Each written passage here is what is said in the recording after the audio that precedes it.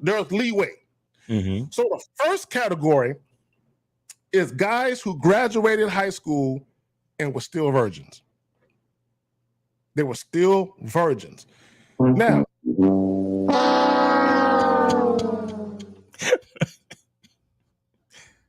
oh shit! Come on, Zag.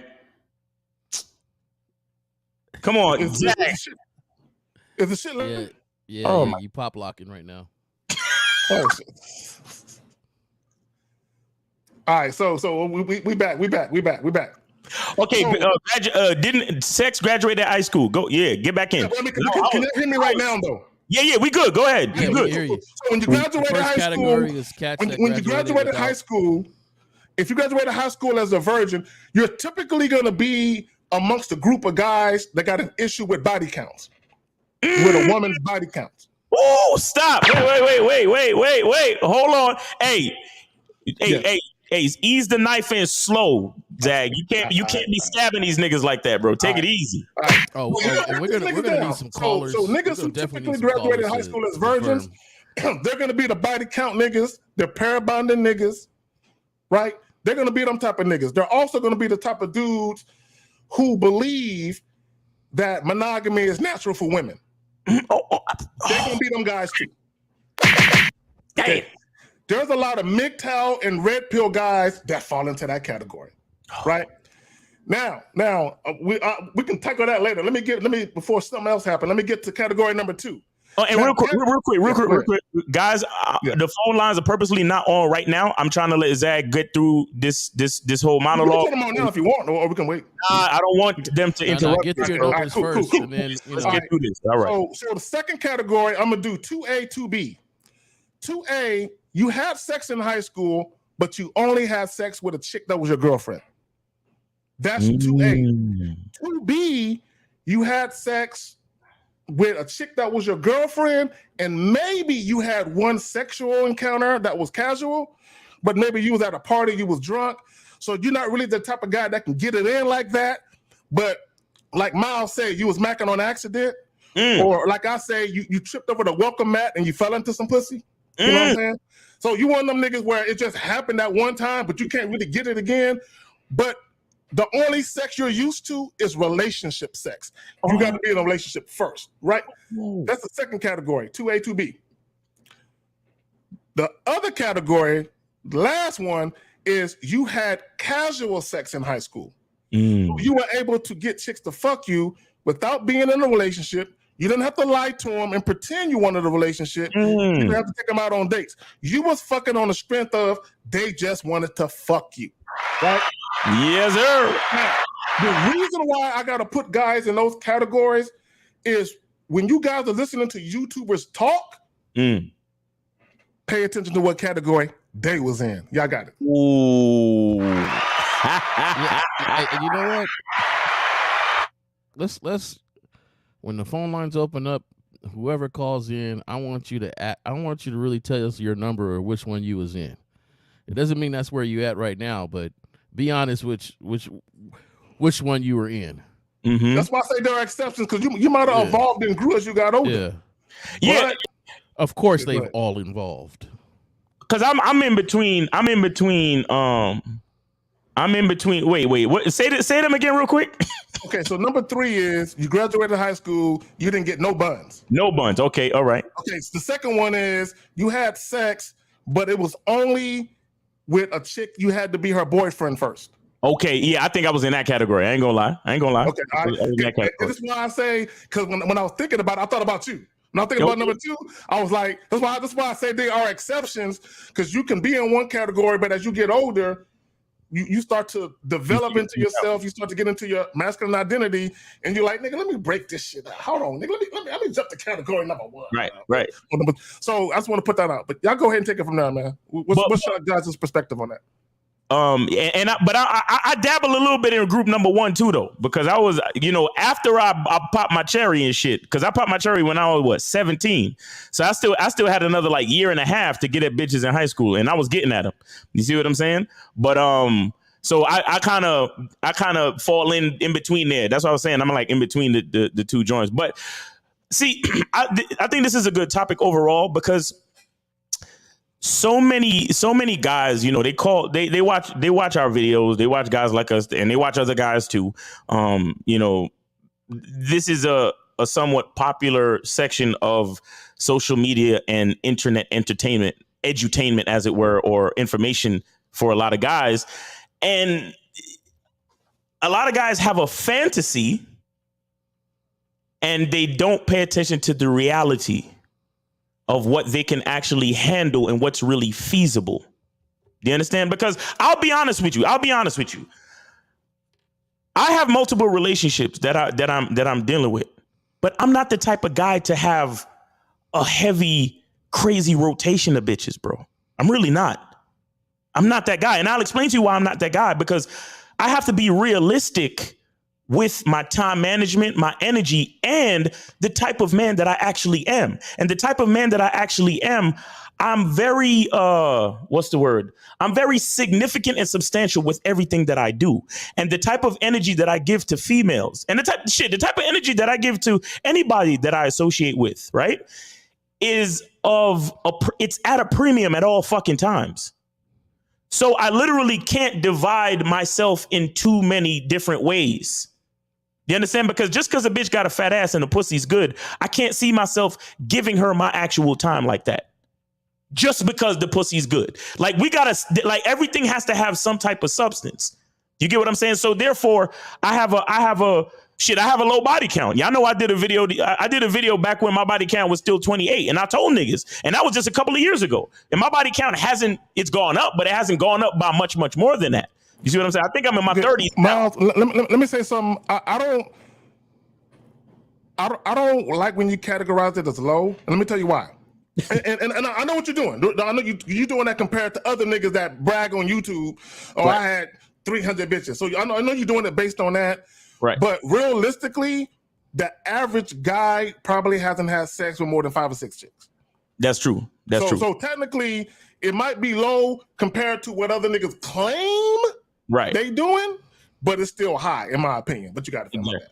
Yeah. So I a lot of guys, what I think is we have to be honest with who we are, and this is why I talk about masculine identity. You see, this is exactly why I talk about masculine identity, because that's a dope shirt. Appreciate it. Because a lot of times your appetite, right? They say your eyes are bigger than your stomach, so to speak. Right? Have you ever been that way? Like it's Thanksgiving dinner and you hungry as shit. And you like, yo, I'm about to eat up everything. I'm about to eat turkey, lasagna. I'm about to go in. So let's say prayers, because the nigga about to go in. Mm-hmm. And then you eat like 2 or 3 bites and then you lay back and you like, damn, I'm full already. And you got a whole plate of food all the time. And it happens all the fucking time. So what am I saying? I'm saying we got to pay attention to the reality of who we are and our relationship to sex. Because you a young 21, 22-year-old nigga. You have the appetite to fuck the world. Literally. Like, you have the appetite to literally want to fuck every motherfucking bitch you see moving. Literally. Right? But after you fuck that first one and that fucking energy comes out of you, my nigga, you like, man, shit. I'm good. I'm straight. I'm straight for now. You know, tell them bitches lined up at the door. Tell them let me get a couple hours to recoup. I'm gonna go get a sandwich, drink a beer, watch some TV, and then I'll call one of y'all bitches later when I you know what I'm saying? Like when the energy recharges. You get what I'm saying? So we have to understand what it really means, right? Because again, a lot of guys, your eyes are bigger than your stomach. You understand? The type of sex that you really want to have doesn't speak to the person that you are. And that's another thing with me too. Like I said, my relationships have to be substantial. A lot of times, if I caught myself having sex with a woman consistently, more often than not, she's on the vetting process leading up to something more substantial. I'm never just giving dick to a bitch just to give dick to a bitch. Facts. But that's based on the man that I am. Now, you got other niggas I know. Nigga, you know, a bitch is just as important as a bottle of water. After I finish drinking this one, I'm gonna go grab another one and it ain't shit. And that's cool. I'm not saying there's anything wrong with that. I'm just saying I know who I am. So therefore, most of my relationships that are sexual end up being more substantial just because of who I am. So what I'm saying is to know that about yourself and not try to fool yourself because you trying to have a bunch of sex based on, well, yeah, you know, I got a roster and you know, Lucario be talking about having poly and multiples and blah, blah, blah. And yeah, I'm poly and multiple too, but my numbers are low, bro. I ain't got time for all that shit. You feel me? See, your numbers are low because you fucking with quality chicks, though. A lot of these niggas, when niggas start talking about 300 chicks, I know there was a lot of mud ducks in there, nigga. I know there was a lot of mud ducks and Ugg bugs and Magilla gorillas up in that motherfucking nigga.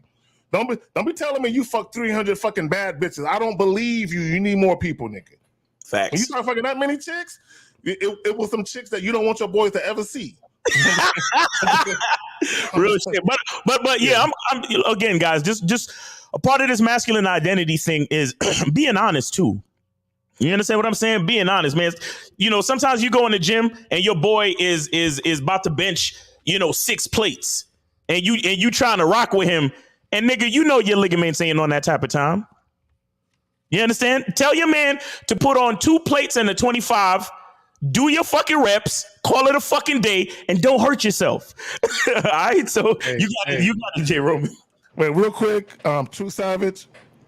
I've never said this on air, but back in the day, I did. Hold on. I wasn't fucking. But I did have a couple of fiends suck a nigga off for a little 5-piece. You know what I'm saying? I did. Yo, K-Zag, how you been, baby? You know what I could do. Hey, K-Zag, listen, I need that 5, baby. I need that 5. I did give him a little fever for a little fever flavor. You know what I'm saying? I did do that. Wow. I can't front. I'm not proud of it, but I did do that. You know what I'm saying? Yo, when K-Zag is around his boys and the fucking fiend come up, he like, it was a cute chick. It was before, you know, there's always a transition. You can see them getting when they start they fiend. So she was a fiend, but she wasn't like, you know, the fucked up looking with the white mouth. No, it wasn't like, no, I ain't doing all that. But she was a fiend, though. This nigga, hold on, this nigga stupid. Stop it, dog. Look, I'm telling y'all, nigga, she was still cute. It was before she was all the way broke down, nigga. She was in the middle. She was in transition, nigga. She just started to hit the pipe, huh? She ran out of her first set of money. I done told that nigga it out. Go ahead, J. Roman. Go ahead. Hey, baby, I need that. Hey, I ain't gonna lie, Zach. You kind of fucked me up with this, with this topic, because now people got to not only look at their masculine identity, but their sexual identity, right? So we're going to, how did you define your sexual identity? And you got to look at all the experiences or, in your life. Now, for me, I went, I'm sorry, man. Miles is all, things will be a little more deeper, and not me, man. I was out there fucking. Like, I just wanted to fuck. Stop it. I was in high school. Stop it. I lost my virginity at 9 to a very aggressive 14-year-old, down the street in the back of my grandfather's truck. I got caught by my sister, and she bribed me to do her chores for like 2-3 years. Damn. So, that's when my experience started. It didn't, it wasn't like I was, fucking every day after that, but what I'm saying? That very aggressive 14-year-old. Shout out to Mr. 50 in the chat real quick. And then, from that point in high school, I was cool with everybody, right? I wouldn't say I was the most popular dude in high school, but I was cool with everybody, right? I didn't really have, it was real cliquish, and I could roll through any clique, right? Just, what's up? Everybody kind of knew me, knew I was cool, and I was kind of quiet, but, it wasn't no shy person, nothing like that. And I was bagging a lot of people's girlfriends, and on the low. And there was girls that was fucking with me on the low, and, of course, they didn't want nobody else to know, what I'm saying? 'Cause they didn't want it to get around, and I obliged that, so I wasn't a bragger, but I was, going around enjoying my high school years. Like I had a great time in high school. And then out of high school, you know, I rode up and met some wolves and we was knocking them down. Like I didn't think about numbers and, you know, like, oh, I might have passed some real quality women because, you know, I don't got that gene where I can perform well if I'm not attracted to it.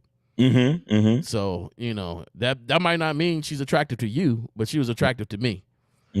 So, you know, it was just one of those things. And so, you know, we enjoyed our youth.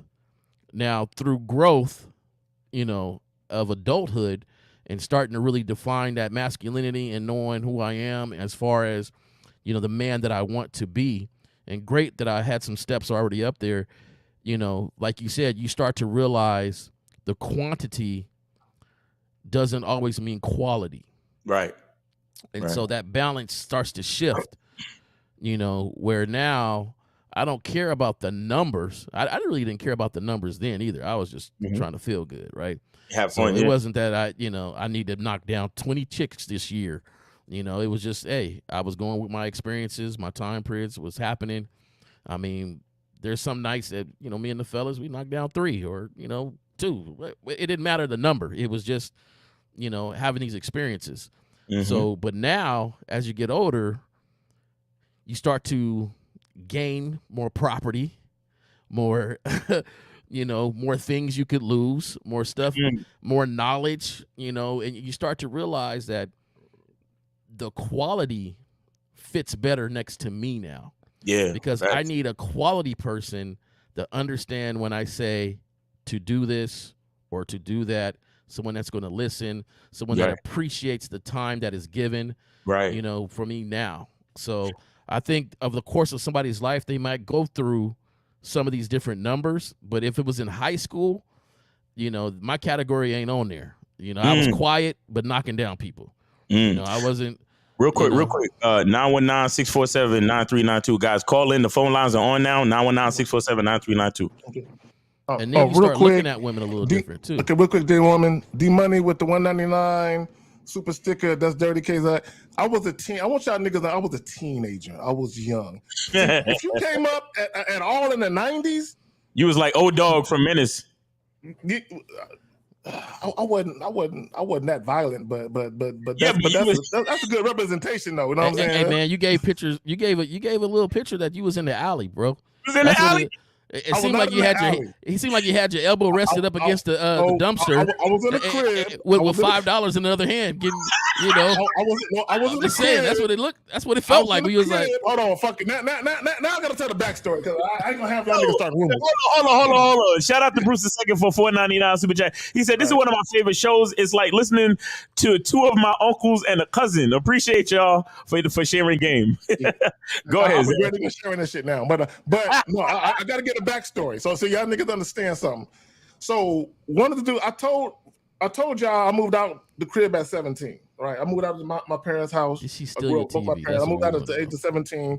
They said if you don't like our rules, get the fuck out, and I got the fuck out. Right, because I ain't like their rules. They didn't kick me out. I moved out on my own. Now, one of the dudes I was staying with, he had his own crib. Right, so it wasn't. If y'all think about high school, it ain't too many teenagers in high school that got their own shit. If you can put them on hold for just a minute, and then I'll tell the story and finish it up. Anonymous, hold tight for a second. Don't go anywhere. Anonymous, just stay right there. Okay. When the comments is like, we don't need the backstory. So, no, hell no, I'm gonna give it. Fuck that. I ain't letting them niggas start no rumors and shit like I was in the alley, nigga. No, hell no. So real quick. So I worked at Burger King, but the dude I was kicking it with, he was slanging. So he kind of. I ain't got to explain. Are you sure you want to give this story, nigga? No, I don't. Let's move on. All right. Let's move on. Because it sounds real. It sounds real. See, now you introduce another character. It sounded like he was like, hey, suck my boy off real quick. He was like, all right, well, you know, whatever. You know, she came in. I need something. He was like, I ain't got it right now. I'm at Burger King flipping burgers. No, it wasn't like that. No, see, y'all add to the rumors and shit. Hey, Zach, I've been around the block, man. I know certain things. I know how fast things can go. Let's go. Yeah, but you kind of know. You kind of, all right, go ahead, man. All right, Anonymous. You on live when a manhood is a skill set show. Name, age, your city. What's up? Yeah, what's up, motherfuckers? It's D, Lifeblood, San Francisco, dude. I don't agree with these no-fap, idiot, red pill, Edward Scissorhand-looking motherfuckers. I'm listening to you guys, my boys, and they say, like, you lose your power when you fap, dude. These fucking morons. I operate the forklift. I started training grappling again. I could jack off. I clear my head, and I could get to my shit. I'm actually employee of the month last month. I'm not going to say where I work because they're not paid advertisers, so fuck them. But, yeah, I just wanted to agree with you guys on the relationship with sex, dude. And I don't know, dude. Don't listen to these no fat fucking morons that you see, these other fucking red pill morons. The only red pill I'm taking is the ginseng lotus leaf red pill, dude. Oh, shit. Yeah, that's what's up. Hey, so do you have any questions, bro? All right, he hung up. All right, cool. Okay. So yeah, back to the shit. So you had the $5 in this hand. You was leaning on the dumpster with this hand. Okay, no. So what happened was I was in the crib, and my homeboy, he was doing this thing, and he kind of brought me in, and it was this little joint, Latina joint that came in, and Kizagi, what's up?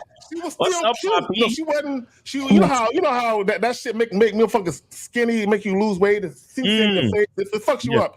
She wasn't there yet. You know what I'm saying? She was still thick. Right? Yeah.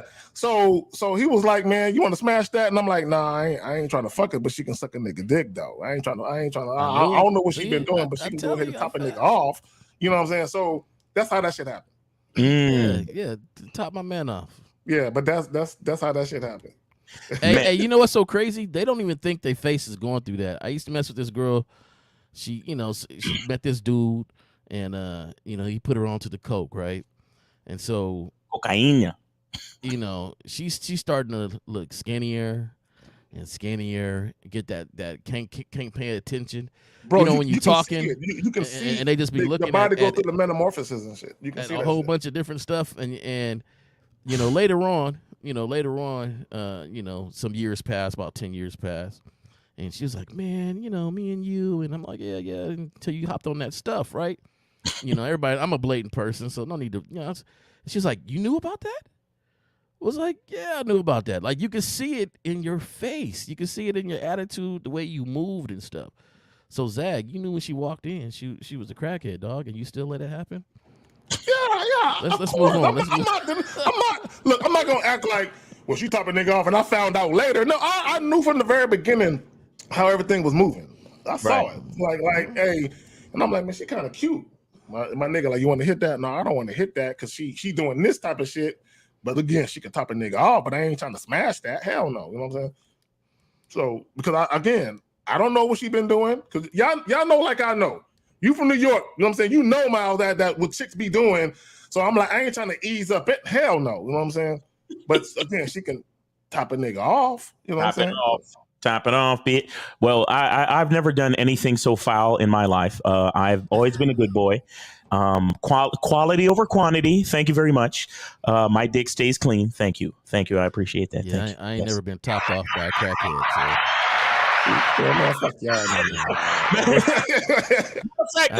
I've been topped off by a crackhead or somebody that can take their teeth out.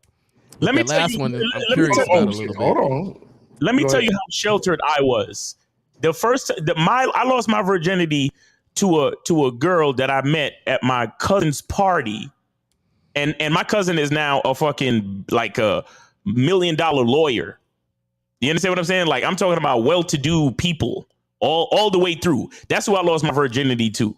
Do you understand? Like I was inside a university dorm smashing for the first time. You understand? Sheltered. Like I'm with the Brady Bunch on my journey through sex. Wait, was you a private school nigga? You wasn't a private school nigga, was you? I wasn't a private school nigga, but my parents kind of like for instance, my mom wouldn't let me out to play until I was literally 15. Like, your school require your parents to do any sort of volunteer time? My mom came to parent teachers night, but that's about it. Oh, okay. Yeah, that tells me what type of school you were at. Yeah, I was. Yeah. So I was pretty sheltered for most of my life. So I learned game. Like I really started to learn the game once I like moved out of my parents' house, and like I was around 2021, and that's when I really started getting into learning game and chasing pussy and all that other type of shit.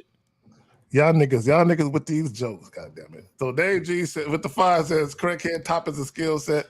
Hey, but she was getting it in though. I mean, goddamn, she was working. Hey, you ain't found nobody better yet, huh? Any gag reflexes, my nigga? You ain't found nobody yet. You know what I'm saying? And y'all gotta. I want to reiterate. I was a teenager in high school. I wasn't a grown man. I was a kid. You know what I'm saying? I just want to reiterate that shit. I was a kid. Come on, guys. So for those of you who missed it, right now we're talking about what's your relationship with sex.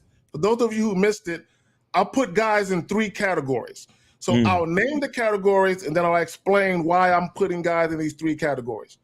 The first category, I just want to call in. Go ahead, family, take it. All right, let's get it. 347, you're on live with Manhood is a skill set show. Name, age, city. What's up? D Money, 22, New York. All right, what's up, D Money? What's going on, man? What's on your mind? Good, yo. This topic is fire. All right. Fuck with this topic. But y'all from the 90s. That's dirty. Man, y'all be getting hit by girls on all these different pills and stuff like that.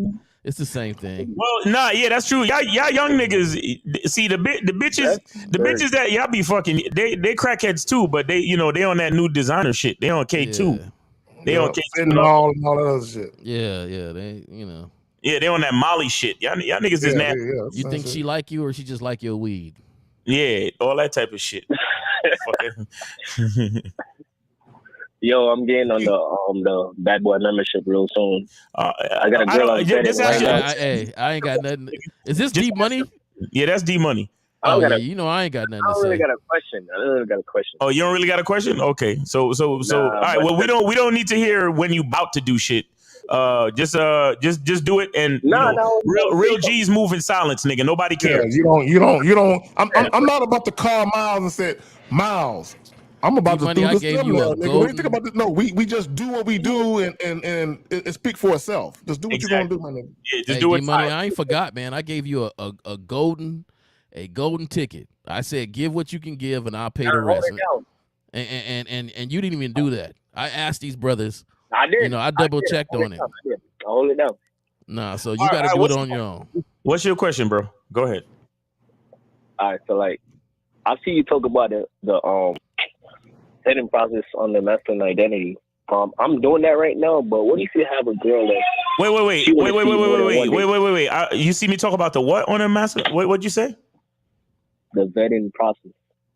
What if you mess with a girl? Hold on. The vetting process. The vetting process is on the Bad Boy membership, not the masculine identity.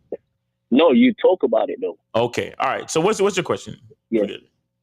What if you mess with a girl that want to see you more than once a week? How should you go about that? Say that again. She complains about seeing you only once a week. She complains. She complains. Yeah. Why is she complaining? She want to see more than once a week. But so is okay. D Money. Who's the leader of the relationship, sir? Me. Okay, so if your subordinate follower is complaining, what do you need to do?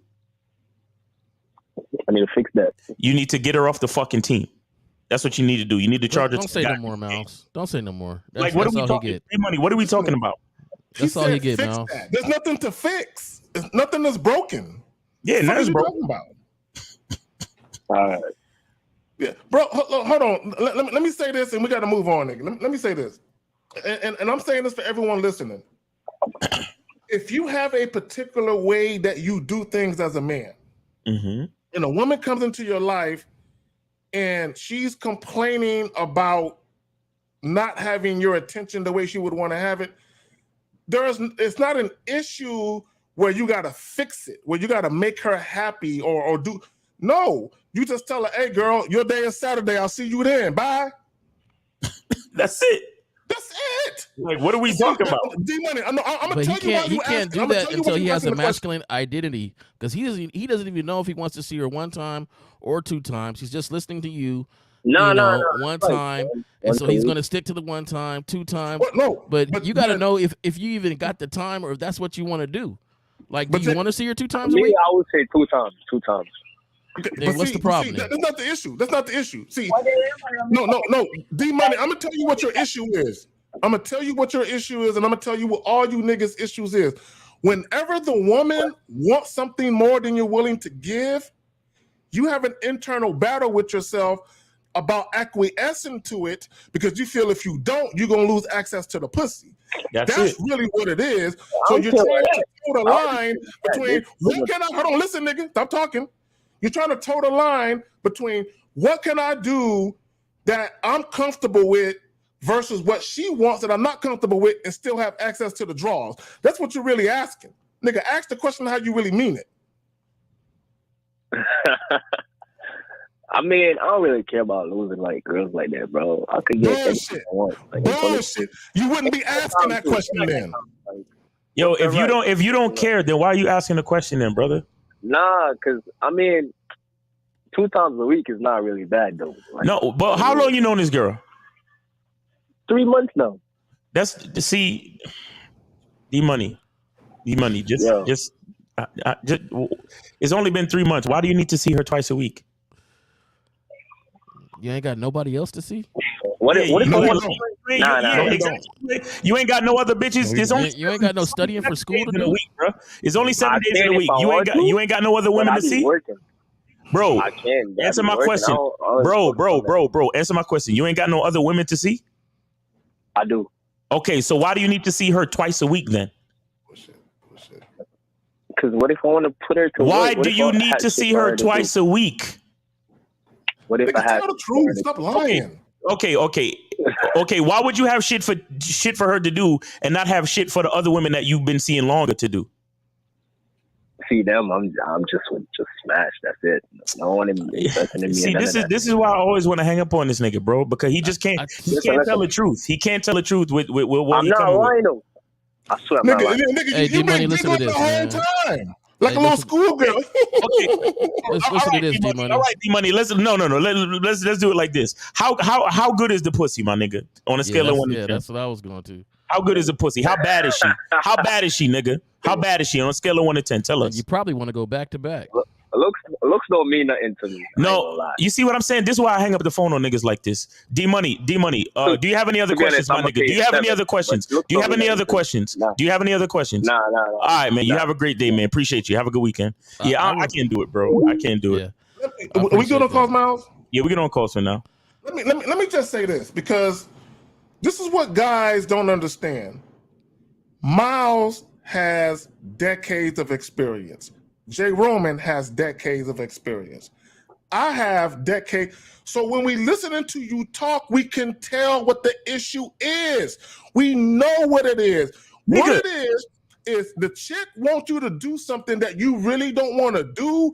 So you're trying to find a way to sidestep it and still keep the bitch in your life. Nigga, we know what the fuck it is. Yo, everybody on this panel lived his life twice. God, everybody on the panel basically lived his fucking. He's 22 years old. I'm a 42-year-old man. I'm probably the youngest nigga on the panel. Yeah, he don't even know if it's a test or not. I can't. I'm trying to think back if I was this fucking stupid when I was 22. Because if I'm 22 years old and I come to an OG for advice, all I'm gonna do is listen and be honest with him so he can help me. I can't stand you bitch ass niggas. You don't have the game. That's why you're on my membership. That's why you call my show. So when I ask you a question, stop trying to flex on me. It don't help you. What the fuck are you flexing for? Nah. Whip looks don't really mean that much to me. But how do I keep her in my life though? What the fuck? And it wasn't even the question. That wasn't even. He answered the question that you didn't even ask. Exactly. I said, how good is the pussy? He talk about looks don't matter to me though. That's how you know it was a bad bitch to him. That's how you know. Bro, so I'll say this too. I'll say this, and this is what bugs me, and this is why I always talk about being honest with yourself, because you can't grow unless you're really honest with yourself. That's like going to the doctor and saying, it's just a little pain when it ain't a little pain, so they know the severity of it. So my thing is, I never forget my brother. He pissed me off. One of my brothers pissed me off, man. He was crying over some chick, right? And at the time, I was like, what are you talking? What? Bro. You know, I was pissed off, right? So I said, you know what? Tomorrow, get dressed early. You're rolling with me. right? So we went to the first house, kicked it with this chick. She made us a little breakfast and stuff like that. You know, I was just taking them around my rounds, right? You know, to different people's houses. And then we ended up, you know, after a few stops, you know, about 3 or 4 different stops, we ended up at this stop with, you know, not my main chick, but one of the chicks I stayed the night with, right? I called and said, hey, your roommate around? Yeah, my brother's coming with me. You know, he's blah, blah, blah. You know, my brother's like 6'3" or something. He's 6'3", cool cat. You know, we're going to have a good time. He's hella funny. One of the funniest people I know in my whole life, my brother, right? And so we get there. We have a good time. Cool little time, right? Stay the night. She calling me as I'm driving. Hey, what do you want in the refrigerator? What do you want to drink? And all this other stuff. We have a great time. In the morning, we get in the car, and I'm like, hey, what's up, man? You know, what's up? You enjoy the night? You know? He was like, yeah, man, I just slept on the couch. And I was like, what? What you mean you just slept on the couch, right? What the fuck? Hold on, what? Because while me and old girl was in the room, she told me how much her roommate actually was digging you. Right. And the roommate was digging you and invited you to go to her bedroom. Oh, my God. Like, why did you sleep on the couch? And my brother, I kid you not, he looks at me and he's like, I'm not like you, okay? I'm not like you. I just like one woman at a time. Nice. Right? And that's how he said it. Like, really, like, you know, he's going to preach to me, like, look. But I had to realize he's right. He's not like me. And Real that's shit. Okay. Real shit. Be honest. And that's why D-Money or whoever's listening, be honest with yourself on who you are and where you're at. I'm more like my brother now than I was then. But at the same time, that was his relationship to sex. You guys had 2 different relationships to sex. Y'all looked at sex differently. There are people who want to have emotional connections and attachments and bonds before they have sex, where other people are like, I'm just trying to fuck. What's up? Right. And it goes back to what I said. Your upbringing in religion also has an impact on how you view shit. This is why, real quick, what's her name? Janelle Monáe? Hey, before you go there, Janelle Monáe. Janelle Monáe. Before you go there, let me finish the one thing my brother did say just before there. Because after that, he told me that he knew he could go in the room. He said, I knew I could have went in the room and I knew I could have hit. I knew that already. When I was, I was busting the jokes and she was laughing and the way she fixed my plate and everything, like I knew I could do that. So I know that. I just didn't want to do that. Real shit. Yo, real quick. I remember I was. It's not irrelevant. I'm just saying I was in a situation like that before. I was in Brazil and I was in this very same situation. And me and the chick were just chilling on the couch talking while my man was in the room smashing something else. And it wasn't even paid for. Like I could have got it for free if I wanted it, but I just didn't take it. But go ahead, Zach. No, and I just want to say, I actually respect that. Like as a dude, when you can hit it, but you just elect not to. You can hit it. But that's where when you that dude that women gravitate to. So you could take it or leave it. A lot of dudes don't have that option. Meaning, if a chick offer it, they're like, shit, it might not come around until another lunar eclipse. Like, I gotta hop on this. Exactly. Some guys they don't have those type of options where they can pick and choose. But when you and this is gonna go back to my point. But when you have those options where you can pick and choose, you're gonna have a different type of relationship with sex. Right. Guys who can't pick and choose, and he can only take what he can get. So you're gonna look at sex completely different. Right. Let me again, and let me go back on my little tangent. For those of you who came in late and you didn't hear how I broke it down, I'm putting guys in 3 categories, and it's based on your interactions with young women starting from high school. Whether you have sex or not is irrelevant.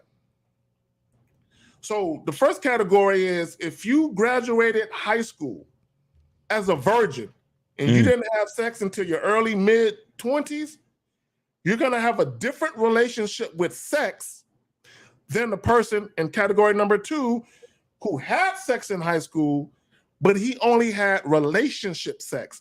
meaning he had to be in a relationship first. He's not the type of guy that women typically gravitate to sexually when it comes to casual sex. And or you had relationship sex, but maybe you had one encounter, maybe two, with casual sex, but it was something that just happened. It wasn't because you got a mouthpiece or you a fly nigga. It just happened. You was at a party, people were drinking, you end up fucking. So it's not something that you normally run into. That's the second category. The third category is you entertain a lot of women for casual sex purposes in high school. You had a lot of sex and you were just fucking on the strength of women just wanted to fuck you because you, right? So what happens is in your latter teenage years into your early 20s, those experiences in high school, it shapes your viewpoint. It shapes your ideology. Now, you can evolve your ideology, you can grow, you can mature, you can adapt even. But what I'm saying is, if you listen to a lot of guys' talking points on YouTube, a lot of these Facebook posts, when guys talk about sex, you can kind of tell how they were shaped and how they had different interactions with women. It's not about right or wrong. It doesn't mean because a guy graduated high school and he was a virgin, there's something wrong with him. It don't mean that. It don't mean because the guy, because I graduated high school and I was already in the double digits. It don't mean that I'm a fly ass nigga. I am a fly ass nigga though, but it's not because of that, right? So, but what I'm saying is, I hope it means you know your way around a vagina. Okay, it shapes your viewpoint. Yeah, I do. You know what I'm saying? I'm very skilled. I'm a mattress tactician. I know what the fuck I'm doing. But what I also want to say is, when you pay attention to guys who talk about pair bonding or they talk about a woman's body count, like, because you'll have some guys that might say, oh, if a chick slept with like 20, 30 dudes, I ain't tripping on that. But then you'll have another dude that would say, if a chick slept with 2 or 3 guys, that's too much. Now you can identify which category he may have been in as a teenager into his early 20s based on his particular relationship with sex, how he views sex. Now, your upbringing, your household has a lot to do with that. Your religion, all of that shit comes into play. Now, for me, I grew up with both my parents in the household. But what and I was the type of dude, when I very first started dealing with young ladies, I was conditioned by that. I was conditioned by my parents being married and being in the same household. Meaning, when I first started dealing with young ladies, when I was in middle school, high school, I was on that. I'm only talking to one chick at a time. I was on that at first. But then I started having sex. And I said, oh, fuck that. I can't have sex. I just, look, I got a gift. Like, I got to spread this shit around. Who am I? Who am I to deny this dick is a gift? I didn't know what it was called back then. I just knew. He was just trying to get that thing wet, man. Like, you know. But, you know, for real, in high school, like, I always thought I was going to meet my sweetheart in high school, and that's the one I was going to be with, right? I always liked the fact that, you know, somebody know each other and grow with each other and all that other stuff, right? Right. But that wasn't my road.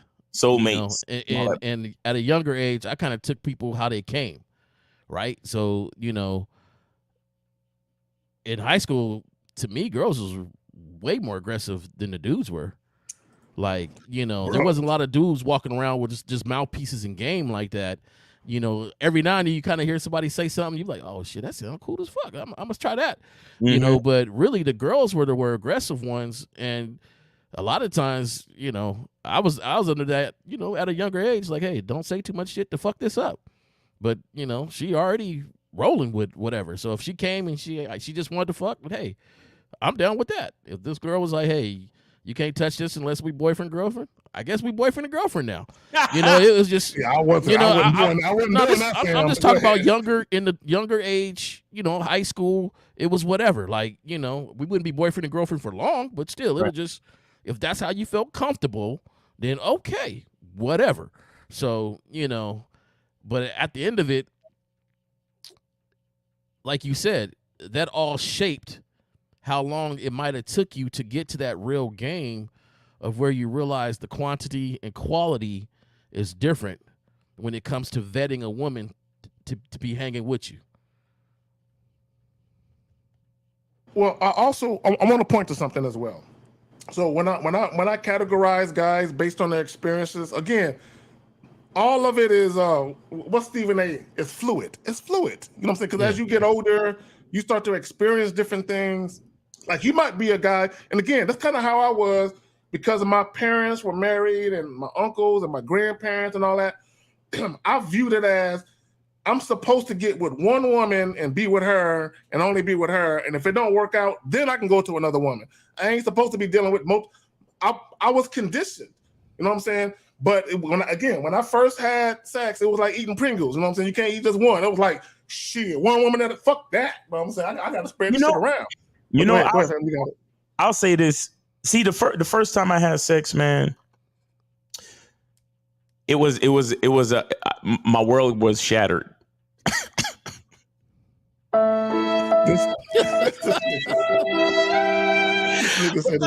Here we go. No, check it out, because I come from like, you know, coming from Jamaica. Miles talking poems. You know what I'm saying? Like it gets real deep.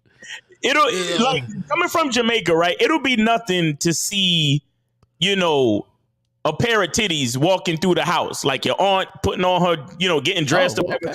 We don't hide nudity in Jamaica. You understand what I'm saying? So certain things, as far as like seeing naked body parts and shit, wasn't a big deal to us. Like you could be in the shower, somebody come in to brush their teeth, and you know, so on and so forth. You know, and if you got to get out and dry off, it's like you ain't got none I ain't never seen before. But there, you know, it wasn't like weird. You understand? It was normal for us, right? So that was one part of my sexual, you know, coming up. So I just and then after that, I discovered masturbation at like 9, right? And so I masturbated for a long time. I used to masturbate in the fucking weirdest of settings, bro. Like weird, like really, really weird. Like I was the type of nigga, I used to put my hands in my pants, beat off, and just nut in my clothes and let it dry and just go about my fucking day. That's how horrible it was. Nasty. This nigga nasty, bro. This nigga nasty. What I'm trying to say is, what I'm trying to tissue or nothing? Damn. No tissue or nothing, nigga. The shit would, y'all be taking off my shit would be crunchy. My mom would be asking me questions like, listen, why is your underwear so crunchy, nigga? Like, stop. Bro, look, I'm not even gonna tell y'all what I used to do. It's too embarrassing. But go ahead. You got it. So the reason why I'm saying all the word embarrassing. The reason why I'm saying all of this. The reason why I'm saying all of this is I had discovered a certain level of joy when it came to self-love, self-sex, masturbation, whatever you want to call it. You understand? And I really enjoyed myself. Like my record is like, I think it was 6 in one day, 6 times in one fucking day. But anyway. Yeah, that's not needed. So the thing is, I thought, right, because my level of enjoyment with sex and masturbation was already very high, right?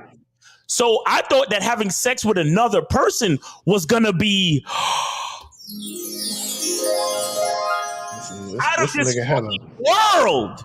I thought we was gonna fucking connect like fucking Dragon Ball Z to fucking turn into some other shit. So I had expectations on my first time, nigga. I thought I was gonna transform into a fucking mutant or X-Man or some shit and become something else. Like like in my mind and in my heart. You understand? Mm-hmm. And then the first time I actually had sex, it wasn't better than my masturbation. And so I was so fucking let down. Nigga, nobody really, I don't know of anybody who came up in New York, but I literally walked from Manhattan to East New York, Brooklyn. Like I had to take a walk like Kung Fu from Kane, nigga, to contemplate. That's a nice little hike.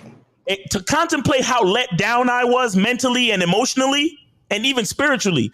I had to take a walk that long, my nigga. And then after that, I had the second time drought, but not really because it was a drought like that, but because I was so let down by the prospect of sex with someone else. You get what I'm saying? So when I finally fucked somebody else, it was like my horniness started to outgrow the disappointment. You get what I'm saying? And so I went ahead and I fucked for the second time, which was also a terrible experience too, because I didn't have I can't terrible even. experience. Hey man, I can't even like. This is wild because you went from Superman and yourself. It was horrible. But see, I say this to everyone, and I reveal this shit because I wanna make it be known that your identity is so important to your relationship to sex. Like who you are that's because some guys, like I said, they could like all right. Yeah. Me and my masturbation was like the other guy who needs literally 1,000 women type shit. Yeah. I used to masturbate a lot, like not one day. I think you're getting to something that you're right because it's the mentals of it. Like as we're talking about this, and I think about high school, like I wouldn't do the same thing in high school because ain't no way you gonna keep me a secret, right? So, I wasn't Pretty Ricky of the high school, right? Said I wasn't the tallest or the fastest or the whatever. I was cool, but at the same time, there's always that the Pretty Ricky dude that all the girls always be like, oh my god, they go for, right? Yeah. So, I'm smashing girls, but we secret. Mm-hmm. The way I am right now, I'm too fresh for that. No way, no fucking way. I'm gonna be a little secret. Once you smash, hey. I'm not into bragging about it, but hey, I'm not gonna be sitting here, looking at you and going opposite directions or making sure nobody knows that you like me and all this other shit. Like if you ain't claiming it, then shit, you can't come over this way no more. I'm too fresh to be your fucking secret and shit. Like so, so I feel you. Like certain things shape your view on how you start your sexual experiences and things. Exactly. Well, and I want to say this because I had an Uber driver a few weeks back. A crackhead Uber driver? What? No, I didn't say nothing about nothing. I had an Uber driver. You know what I'm saying? Did you pay her in dick? And hold on, no. I never had sex with an Uber driver, but I've had multiple female Uber drivers where we did talk about sex. So I had one female Uber driver a few weeks back, and I don't know how we got into it, but we started talking about poly relationships. We started talking about monogamy. And she said something that was very pleasant to hear a woman actually admit it. She said, "Oh no, monogamy is not natural." And I'm like, "I agree with you, girl. I agree with you." So she started telling me that she was in a poly relationship and she had multiple dudes and that she belonged to a social circle, a little group, and they were all in poly relationships. That's called a nice. And she started breaking it down, and I don't want to get too far off the beaten path, but our conversation was one of the realest conversations I ever had with a woman that wasn't a woman I was fucking. Right. And one of the things that we was talking about, and I think how we got on the subject was she was talking about, I think we was talking about what we was going to do that day. So what does your day look like? What are you up to today? And I kind of told her, and then I'm going to go see a movie with a guy. And I'm like, oh, you about to Netflix and chill with the sexual feeling, right? That's what I said to her. And she's like, no, it won't be no sexual feeling. And I'm like, and I told her, I said, why you playing with dude like that? He want to hit that. No. So that's what I said to her. And she said, no. She said, it's a guy that I wanted to hit this, but then she explains why it wasn't going to be that, right? And what she explained was that he was also in a poly relationship, but that he was kind of on a fringe, right? So she said, because he don't really know what he want, I'm not even going to let them get up in it until he know what he want. So what she was talking about was, what we ended up transitioning to was the poly relationship had nothing to do with just sex. It's also dealing with people that are like-minded. So an example would be, if you're dealing with a woman and she likes to watch horror movies, but you don't, right? She can go find another nigga to go watch horror movies with, right? They got similar interests. Because if you think about relationships, what happens in relationships, this is why monogamy-oriented relationships really don't work out, is because you expect that person to be everything to you. Right. So imagine you're dating multiple people before you get into the relationship. Now you get into a sexually exclusive relationship and you almost expect that person to be everything that all them other people were, but they're gone now. Exactly. Yep. So everything that you was doing, all the dates, all the shit you're into, now you obligate that other person to all of that shit. We talked about that. Yep. And she was like, that's some bullshit. And she's And like, that's why I can never be monogamous. Right. Because of that reason. Because people have different interests. You can still be compatible, but you have different interests. And there's another guy. She's like, there's another guy that might want to take me to go watch this movie. I'm not fucking him necessarily. We just have that interest in mind. So we talked about that the poly relationship is not just about sex. It's about hanging with different people, doing different things that the people you're fucking don't do. That's real shit. And that's why I believe in compatibility so much. And that's why I have like, I look, you can classify my relationships as open, but it's really all about the freedom to be exactly who you are and just respect what we got going on together. You get what I'm saying? So like everything that I do is scheduled. Now it's a consistent schedule, but it's scheduled though. And whenever you're not with me, I'm not worried about what's going on. Because as long as what's going on between you and me don't change or isn't disrupted or disrespected, yo, I'm so cool. You see what I'm saying? And that shit is so real what you're saying, Zag, because everybody thinks that like if you're not keeping tabs on the person that you're with, that it's a 100% thing that they gotta be fucking somebody else. It's like they could be, they very well could be, no doubt. I get what you're saying, but is that the most important thing though? You understand? And is it necessarily true? It might not even be necessarily true. She literally might just want to go chill with the nigga because she likes that thing that you don't fuck with. Mm-hmm. Because I had a guy on my Discord. And anybody who wants to follow me on the Discord, y'all could holler at me, Miles in the Game on Instagram, and follow me on YouTube. I do morning talks and lives in the morning, Monday through Friday, right? But somebody asked me, or somebody said to me on the Discord, they was like, "Yo, Miles, my girl is asking me to go see that Barbie movie. How what's your thoughts on that?" And I said, my answer to them was, bro, I don't know if you're conducting your relationship correctly, because none of the women that I deal with would even dare ask me that fucking question. There you have it. You understand? Because they know me that well. My masculine identity. My woman would never, hey, Miles, hey, King, hey, leader, you want to see that Barbie movie? Bitch, if you don't get the fuck out of my face with that goofy shit. You don't get the fuck out of my face with that bullshit. So what I'm saying is, she might have a nigga in her circle that might want to see that bullshit.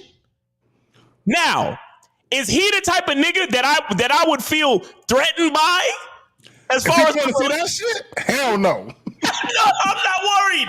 Go do whatever you want to go do with that nigga, because I know sooner or later you gonna have to come back to daddy. You understand what I'm saying? Go do what the fuck you gonna do. Fuck him even if you want to. I'm so confident. But you understand what I'm saying? You gonna have to come back. If the nigga want to go see that Barbie movie, trust me, I'm not. And honestly, I'm not threatened regardless. Yeah, I'm not threatened regardless. But what I'm saying is, that going to see the Barbie movie with another nigga, that's the least of my worries. You feel me? But there you go. We got 713. You on live with the Real Game? No, you on live with the Manhood is a Skill Set show. What's going on with you? 713. Hey, this monogamous player. What's going on with you, baby? Yes, sir, monogamous. Salute to you, fam. What's up with you, brother? Yeah.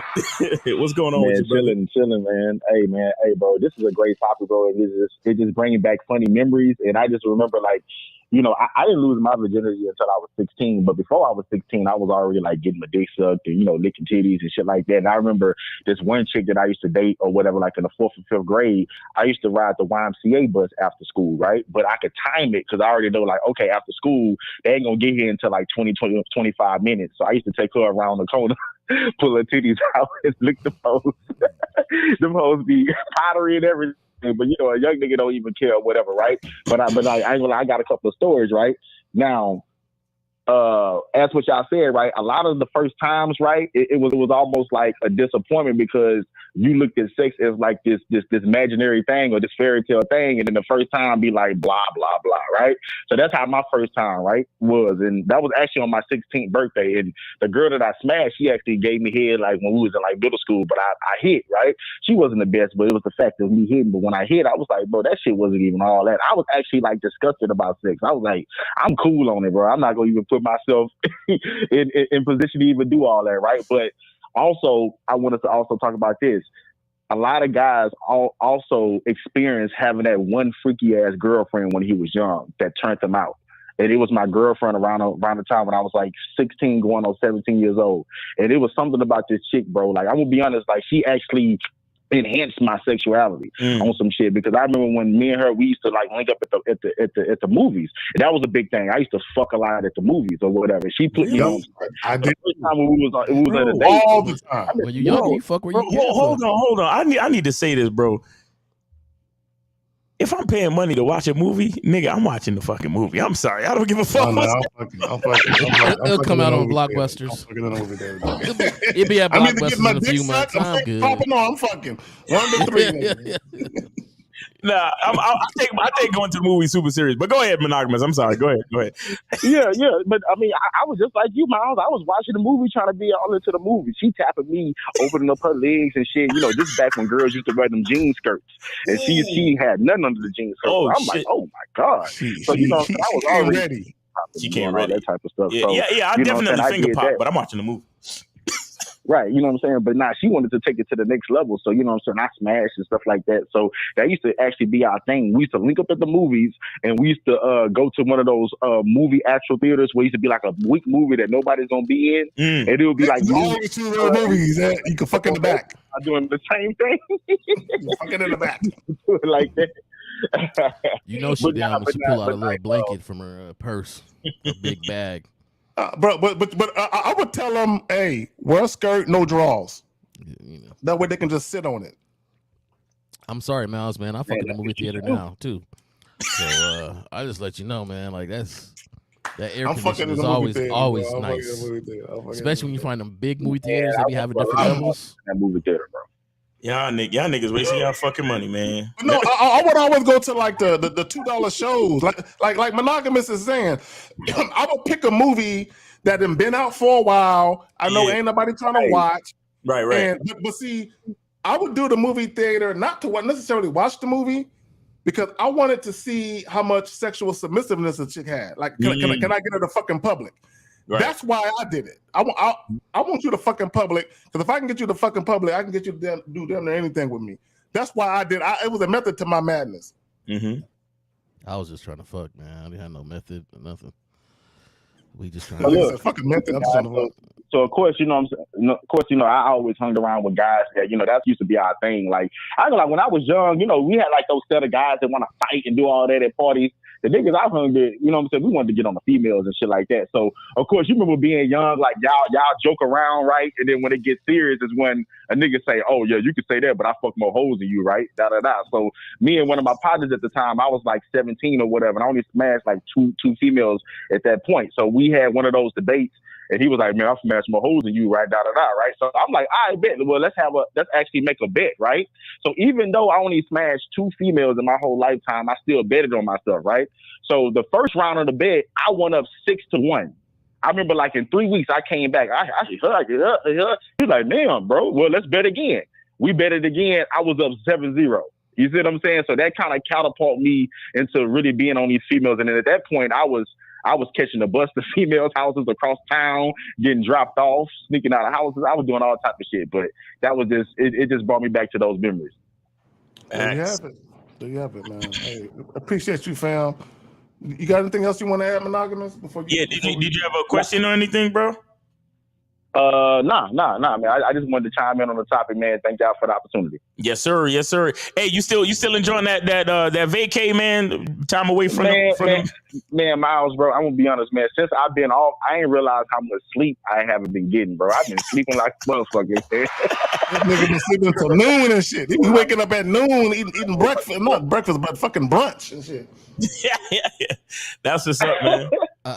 I want to mention something, man. Just enjoying life, bro. We only live once. Yes, sir, man. Appreciate you, man, and stay safe. Have a good weekend, man. Yes, sir. All right, much man. love. All right, cool. Appreciate that. So we go to call, Miles. Yeah, we get on call now. Okay, I want to make another real quick point. When I categorize dudes by their high school experiences, I also want to state that if you believe that monogamous is natural versus if you believe that monogamy is not natural, that has a lot to do with your actual experiences, right? And what I want to point to guys, see, a lot of guys who are MGTOW guys, red pill guys, they had a false belief about sex as it relates to women. They had a false belief. See, I didn't have a false belief because I was fucking too much. You know what I'm saying? In high school, and I'm not saying it in a braggadocious way. I'm saying it because that was to me. I'm like, there is no way that I'm a special nigga doing this. These chicks, they fucking a lot, and there's other dudes. You know, I was in football. I did football. I did track. All my track niggas, all my football niggas, even my baseball, soccer, and basketball, they was all fucking too. So I came to the realization before I even left high school that it's just like this. This is like the norm. Like motherfuckers is fucking, right?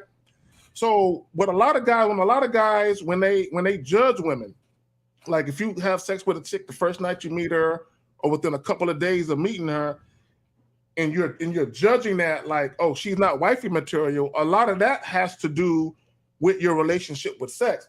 My relationship with sex was such as all I ever had was casual sex. That's all I ever had. So any woman that ever became my girlfriend or wife, it was a chick that I fucked quick. So we just end up, you know, clicking like that, and it worked out to where we was in each other's lives long enough for either a relationship or a marriage to happen. So for me, I never looked at it as a chick who's fucking me quick, there's something wrong with her. I looked at it as this is just how it is. Like when chicks is interested in the dude and the dude is interested in the chick, you fucking. I never looked at it as like a time frame thing. Right. You're just fucking, right? And the issue that I have with guys, this is why I wanted to categorize guys. This is why I want you guys to pay attention to your favorite YouTubers, because you will have guys that have these prevailing thoughts, right? And women have these prevailing thoughts too, but guys, they'll either say either monogamy is natural for both sexes, which is delusional, or they'll say monogamy is natural for women but not for men, which is also delusional, right? Or they'll say monogamy is not natural for anybody. It's just a choice you make. But also it goes back to your upbringing, and it goes back to what I said earlier about having both my parents in the household, both sets of grandparents on either side, they was married. So for me, I just thought that was a natural order of things because that's what I saw, right? So I can see why people think monogamy is natural based on your upbringing, but the reality of the world shows you that it ain't. And one of the biggest things that you can look to is infidelity, right? It's cheating. If monogamy is so natural, for all the women in the chat, how many of your boyfriends, if not all of them, cheated on you? Because I know women where every guy they ever got into a relationship with cheated on them. If monogamy is natural, why is that happening? Right. It's not. Matter of fact, our society, you know what I'm saying, for hundreds of years, even thousands of years even, they try to control that dynamic. Do y'all know, have you ever heard of the Edmund Act? No. I want everyone to listen to this. Edmunds Act. The Edmunds Act, also known as the Edmunds Anti-Polygamy Act of 1882. They made it a federal crime for a dude to have two or more chicks living with him. He fucking them both. They made it a crime. So what happened was the dude automatically went to jail. But when they came to the two chicks, if the chicks didn't snitch on them, then they went to jail too. So if monogamy is natural, why are they making it a crime for a dude to have two or more chicks? Since 1882? The Edmunds Act. Look it up. The Edmunds Act. What the fuck? Hey, nah, there's no way monogamy is natural, nigga.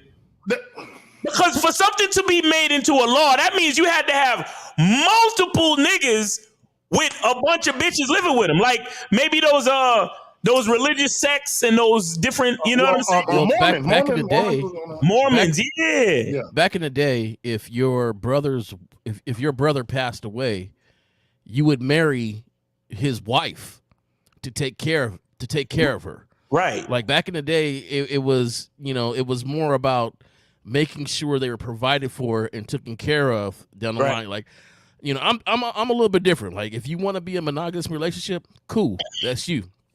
If you want to be in a poly relationship, cool, that's you. I don't have a more or less for either one of them, because just make sure though that it's what you want to do and the other person does too, and you understand all the consequences therefore throughout all of it. That's my thing. But like you said, back in the day, there was a lot of different reasons why things were set up. Hey, if y'all go to Wikipedia, there's a picture. It says portrait of polygamist in prison at Utah Penitentiary. It's a fucking picture of 1, 2, 3, 4. I see it. All them dudes in prison. All them dudes in, and that's back in 1889. Yo, monogamous, what's going on? Hello? Yeah, this monogamous, right? Who this? Yes, sir. Yes, Okay. Yes, sir. This monogamous. Hey, I just want to give, if y'all don't mind, can I just give one more memory? And I know every real nigga that experienced this, because this used to be a thing back in the day. Okay, so I'm a teacher now, and it's crazy because they don't do that no more. And I know K-Zag, I know you got kids. Do you notice that they don't do like half days no more on Fridays? You remember back in the day when you used to get out early? You get out like at noon or 1 o'clock or something like that. Yep. Yeah, they don't do that no more. But back in the day, when I was in high school, that used to be the thing. So, of course, in high school, I was smashing, doing my thing, da-da-da. So, like I had this one joint, right? So, back in the day, they used to give us school calendars every month. So we could see on the calendar, okay, the third Friday in March, we're going to be all planning fucking sessions. Man, months in advance. Bro.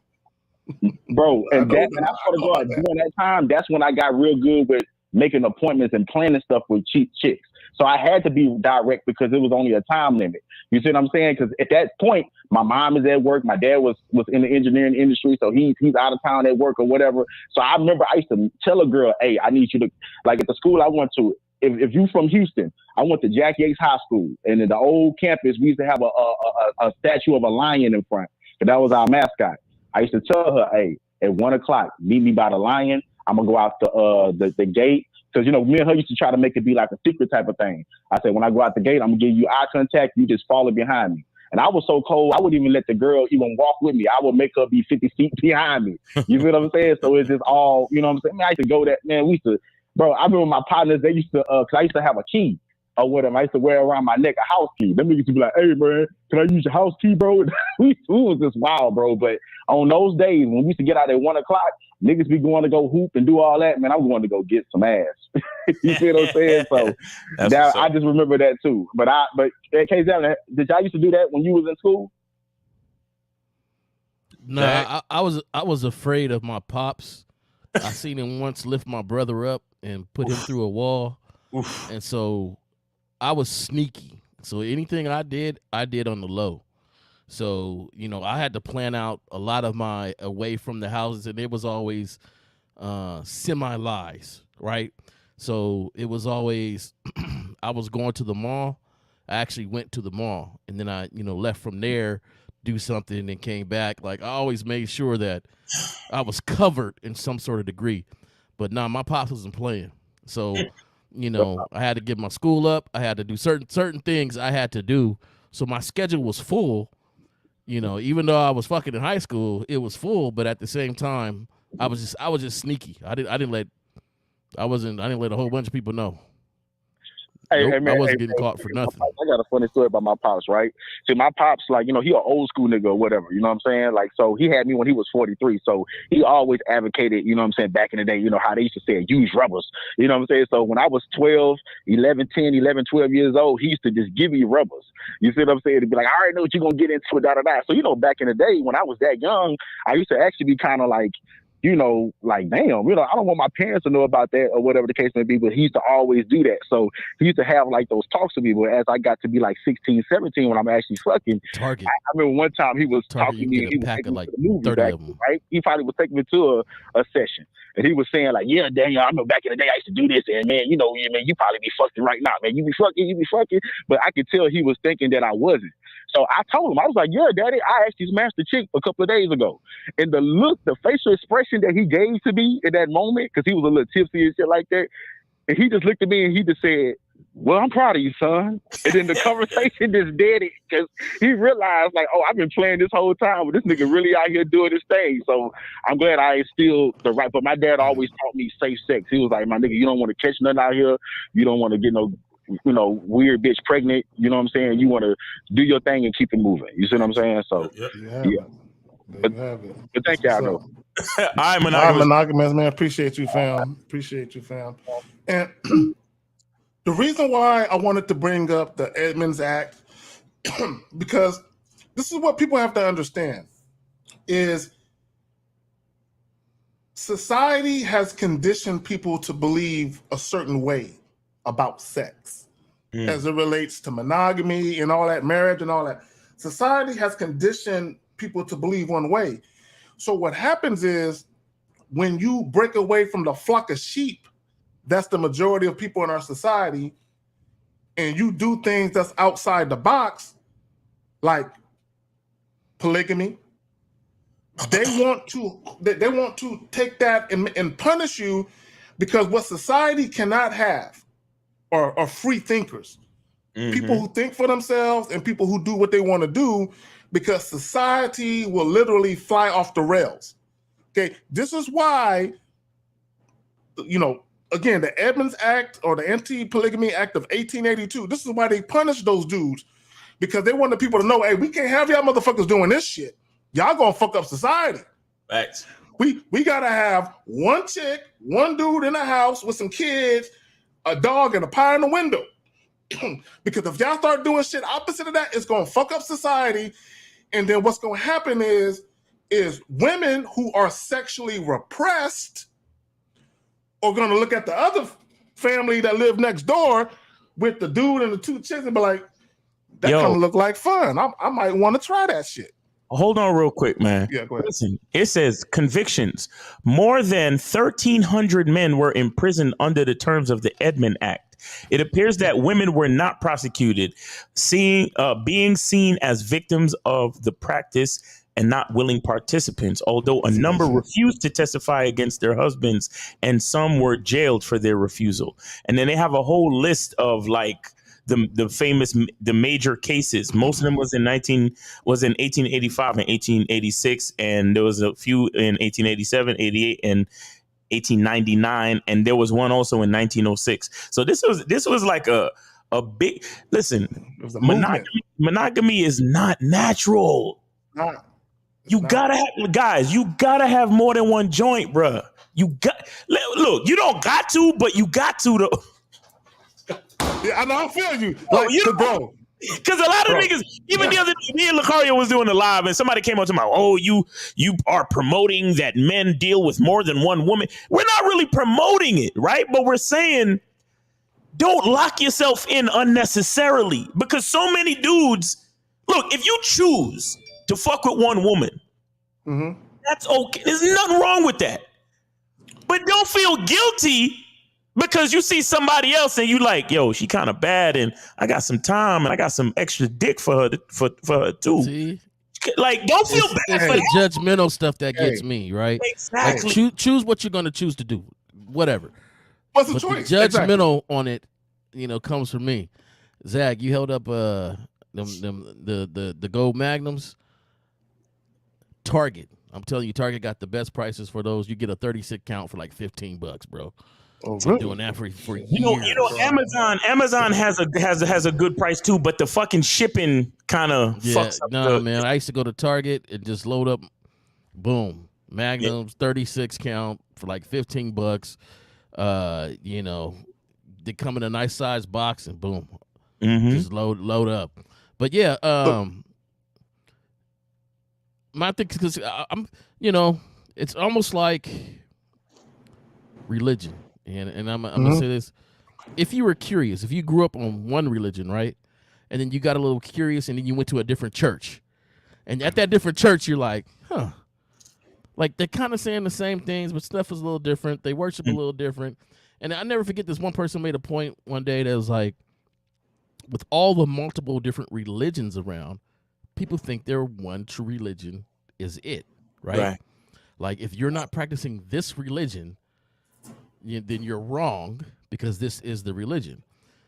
Now, he said that there's either going to be one small group that's right and everybody else that's dead, and that's for every religion, right? Because it breaks up into the whole bunch of different sects, not sex. So the same thing with philosophies on life and sexuality and monogamous or poly. Like, if that's what you want to do, that's fine, but it doesn't condemn everybody else for their choice either. Yeah. And I want to address what Antonio is saying. Antonio Wing Chun, shout out to Antonio Wing Chun. He was at the game too in New York, and I shook his hand, man. Nice guy. I appreciate meeting you, Antonio, and thanks for coming through to the joint in New York. But he says the reality is that we want to have sex with more than one woman. When we are with the girl in the street and the big booty Latina chick walks by, you are looking at her ass. You want to bang her. Oh, my bad. You know what? I fucked up. I was actually trying to speak to True Savages. True Savages at what time? Right above that. But shout out to Antonio Wing Chun. Anyway, he said they get it twisted. When you're equipped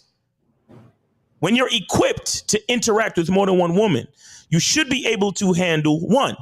That don't mean you want every chick you see. And that's all I'm really saying. Because here's the thing, and that's exactly why I know my limits. Because I know that with the type of attention that I give to a woman and the relationships that I have, I can only give it to a small number. Do you understand?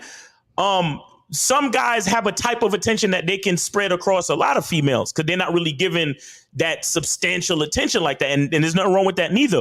But the point of the matter is, it's about what you can handle and about what you're willing to give and what the women that's fucking with you is willing to accept. You get what I'm saying? So it's all about management. It's all about your ability to know yourself and know what you can fucking do. You know, it's just like the guy who has more than one job, right? You got to know how much time you have, how much time you can give. You understand? Before you fucking pass out, or they have what's called burnout, right? Where you literally get overexhausted because you're doing too much.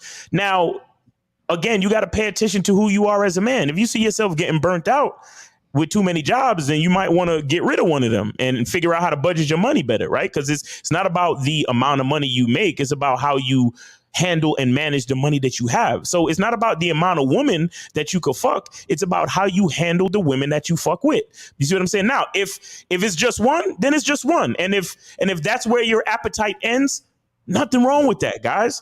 And we're not endorsing that you should go beyond that just to be cool or just to be like us or whatever the fuck. We're not saying that. But the thing is to know who you are and choose accordingly. So like I said, I know who I am. I know I can't just be with one just like that. But at the same time, I can't be running through these streets fucking with all of them neither.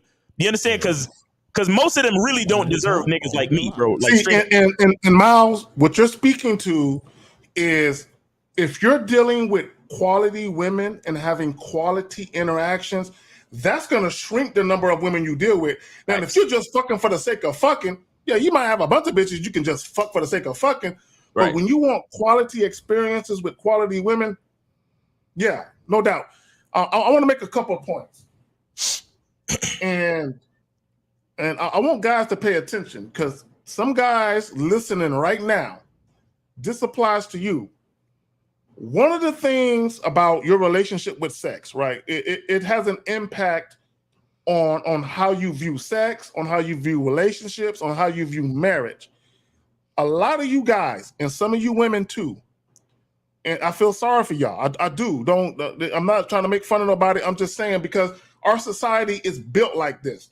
Because people are conditioned, you're almost forced and obligated to think a certain way. a lot of people who are in monogamy-oriented relationships, you're there because you're bound by it. Okay, this is what I mean by you're bound by it.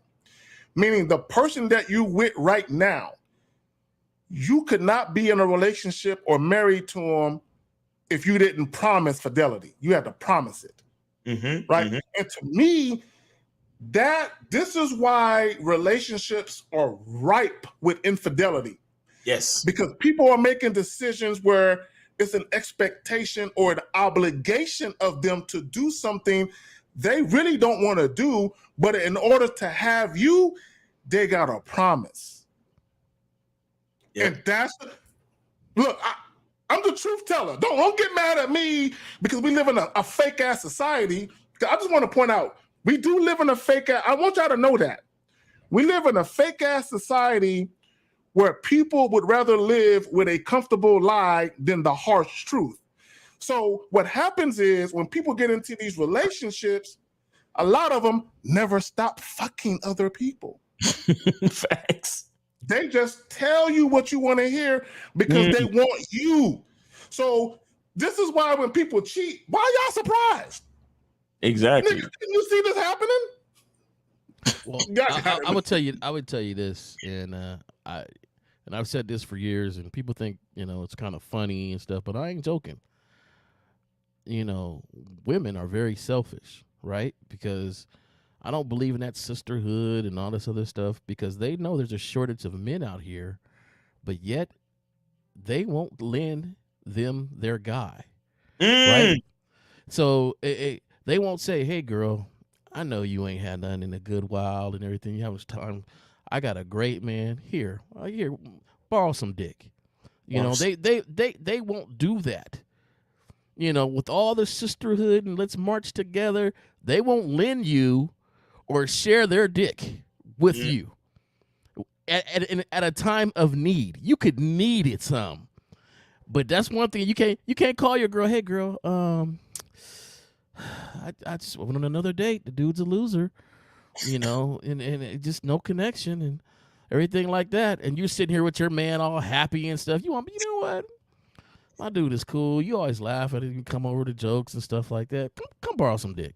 It won't happen, right? They selfish. Hey, girl, is James home? Yeah, what I'm saying? What's James doing right now? Just share a little bit. These girls need to share a little bit. Stop being selfish. There's a shortage of men out here. Facts. Nah, real shit. That's how a couple of my threesomes actually happened. That's how a couple of my threesomes actually happened. But anyway, 832, you're on live with the Manhood is a Skill Set show. Name, age, city. What's up? Yo, this Bruce 40 out of Houston. Bruce. Respect to the men on the panel first and foremost. Yes, sir. Appreciate you, man. All right. What's up with you, bro? I got a quick statement, and I want to follow it up with a question. All right. First, I would like Zach to answer the question first, but Miles and Jay Roman, if y'all got anything to add to it, all right. I always love to hear y'all's input as well. So my statement is that I fit into that first category that Zach listed. I graduated high school as a virgin. I didn't get my first pussy because I was about 18, close to 18. Okay. But even as a youngster, I never gave a shit about a woman's body count. Right. Because my mindset was in the mode that it'd be stupid to make fun of her for sucking and fucking. Right. Hold on. Hold that thought. Please. 813, please put your phone on mute right now. 813, we will get to you. Please put your phone on mute right now. 813, please. Thank you. All right. 832, Bruce, please go ahead. So you didn't want to make fun of her for fucking and sucking. Go ahead. Right, because I always, even as a little dude, I wanted to be one of the niggas that she was sucking and fucking. Right. So it just seemed dumb to make fun of her for doing what I want her to do with me. Right. So my question is, Zag, what was your direct correlation between that category one guy that you mentioned and him typically giving a shit about a woman's body count? Well, this is why I said there are exceptions. Because I didn't want to make it seem like when I listed the categories that it was fact. It's not fact. Right. Is the reason why I say that is because you hear phrases like "no hymen, no diamond." like dudes that are fucking don't say that goofy shit. Right. Okay. So the point I wanted to make. What did he say again? No hymen, no diamond. Yeah. Like guys literally say that shit on YouTube and Facebook. No hymen, no diamond. First time Remember, I'm if she ain't a virgin, I ain't gonna marry her. She sounds silly. Right. But the point I wanted to make, caller, is the more silly that people sound when they say shit like that, or they obsess over a woman's body count, these can't be dudes that are seen as sexually attractive men by most women. They can't be. Sound like some gay shit to me. Yeah, exactly. They can't be, because and it goes back to what I was saying about myself. I've had so much casual sex in my lifetime, and even in high school, that to me this is the norm. This is commonplace. Right. So if this is the norm and it's commonplace, why would I judge women? See, a lot of guys, they think women are broken.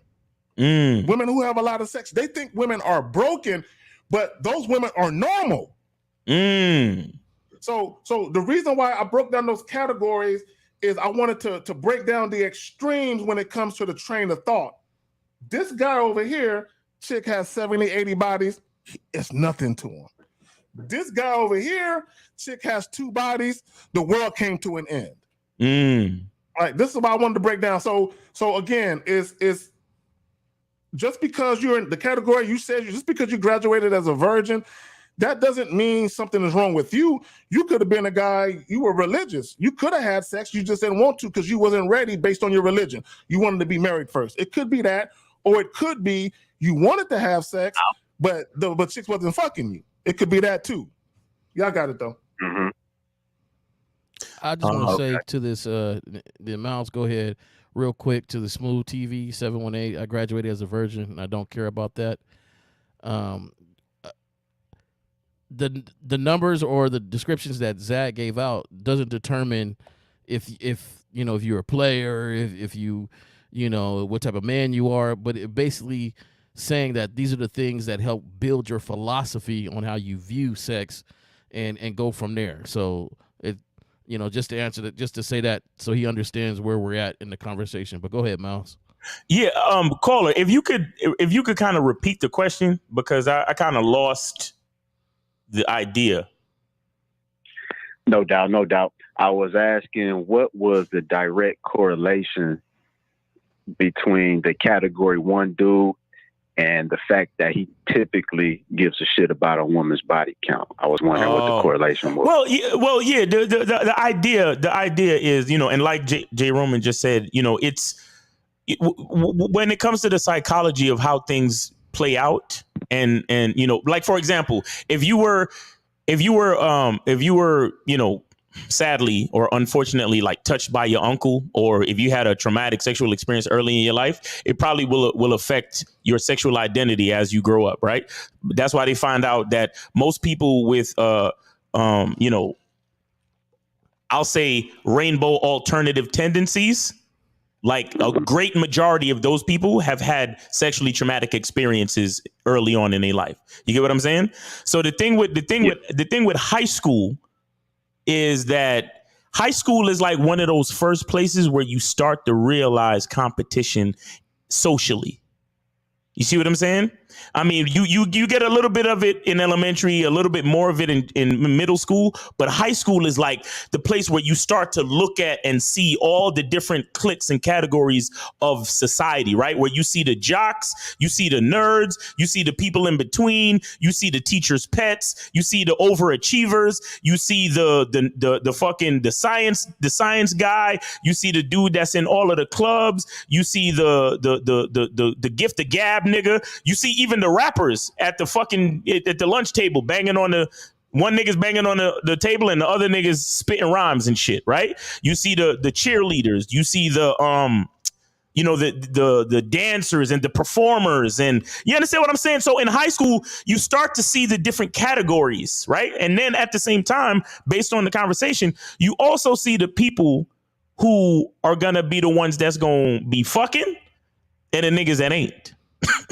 And because of that, as you graduate from high school into college and you leave high school to get into the real world, it's kind of like sometimes, depending on the guy and depending on his situation, he'll have that level of resentment for not having, gotten the amount of sex that other people got, or he'll start comparing himself a certain way and he'll feel that level of resentment, or he'll start to feel that like, all these women rejected me, or I tried to have sex and it just didn't work out. And why didn't nobody want to fuck me? And so questions like that start to come up, and on top of that, you seeking validation, you worried about all this other shit, and you're taking that resentment with you into college. And then for some niggas, even when you get to college where literally everybody's fucking, especially if you go away to college and you still ain't getting no pussy, oh shit.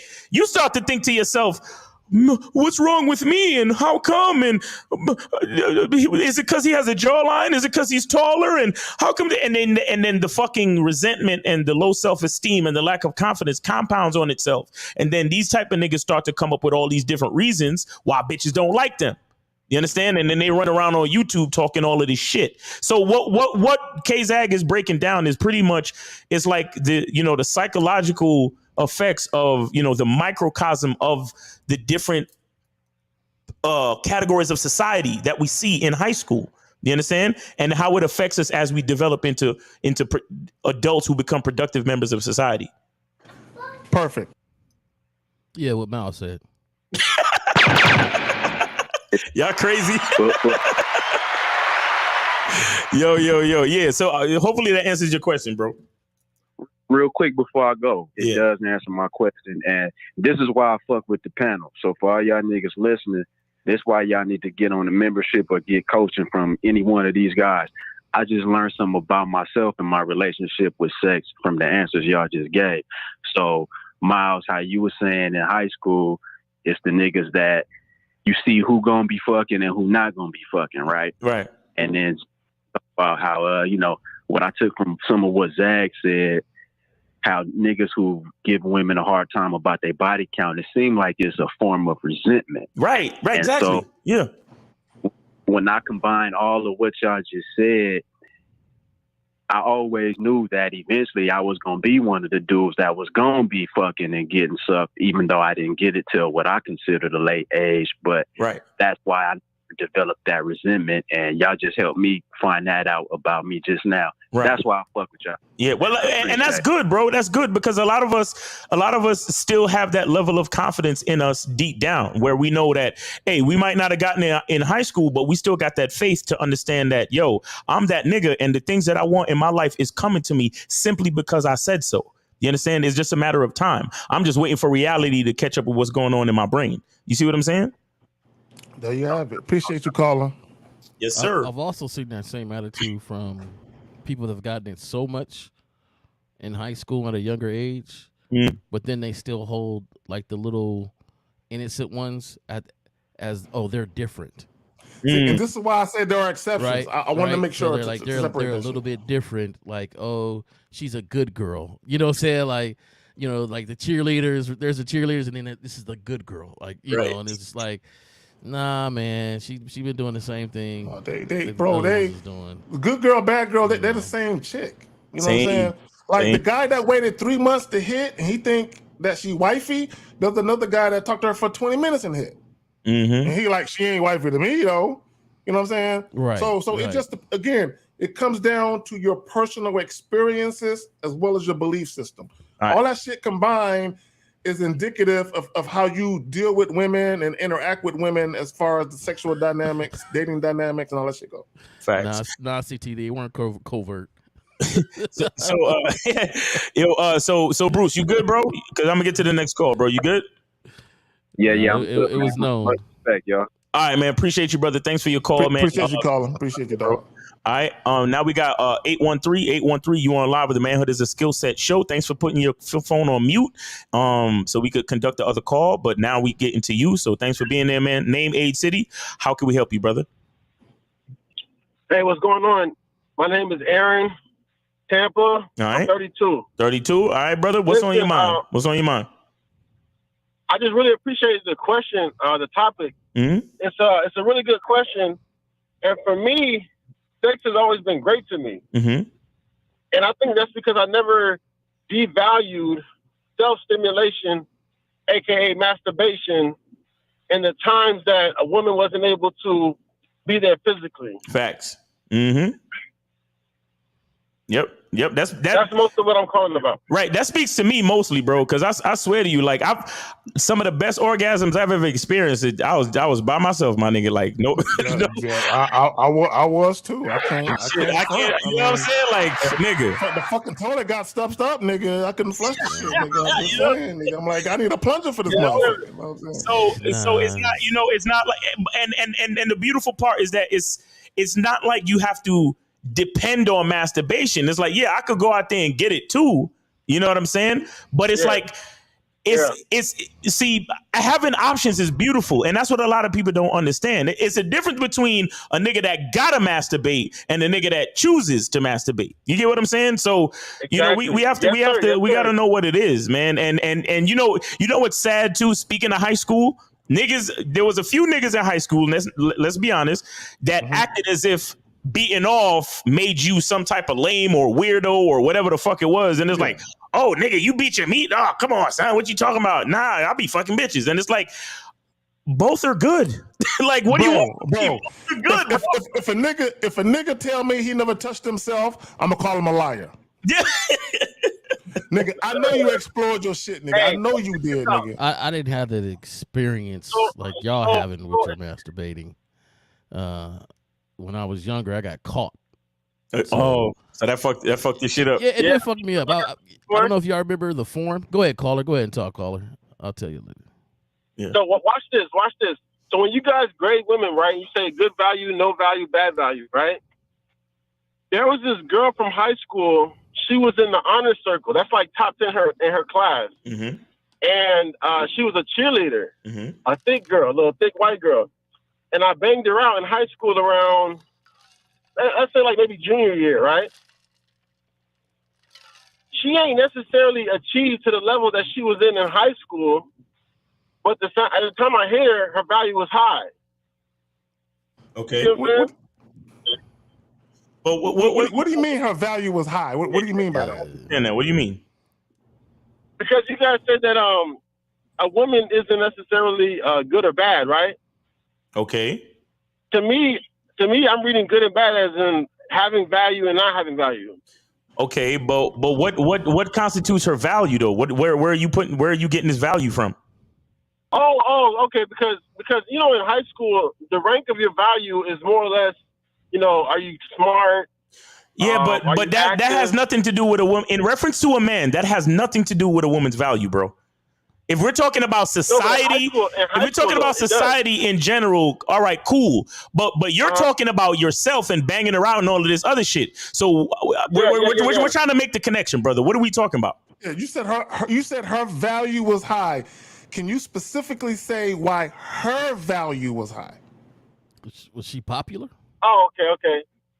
She was popular, yes. She was super smart, too. Okay. And three, she was very social. So what does that have to do with you? I didn't care about none of that shit. What does that have to do with you and her having sex, homie? I'm saying I banged her out when she had one of the highest type of statures. No,